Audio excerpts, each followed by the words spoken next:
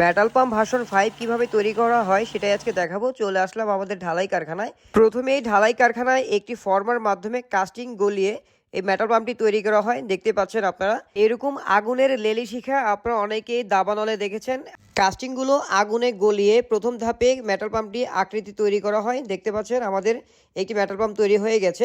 এরপর পাম্পগুলো ঠান্ডা হয়ে গেলে দ্বিতীয় ধাপের কাজ হচ্ছে এই পাম্পগুলোকে লেদ মেশিনে কাটিং করে ফিনিশিং করার জন্য লেদ মেশিনে পাঠানো হয়। দেখতে পাচ্ছেন লেদ মেশিনে এই পাম্পগুলো খুব সুন্দরভাবে কাটিং করে ফিনিশিং এনে তারপরে এই পাম্পগুলোতে দুই পাশে থ্রেড করা হয়। তৃতীয় ধাপে পাম্পের ফিনিশিং দেখার আগে আমাদের ফেসবুক পেজটা ফলো দিয়ে এই ভিডিওটা শেয়ার করে রাখুন, তাহলে পরবর্তীতে আপনার কোনো কিছু প্রয়োজন হলে আপনারা আমাদের পেজটা খুব সহজেই খুঁজে পাবেন। লেদ মেশিনে কাটিং কমপ্লিট হয়ে গেলে এই পাম্পগুলো চলে যাবে ফিনিশিং এর জন্য পলিশ মেশিনে।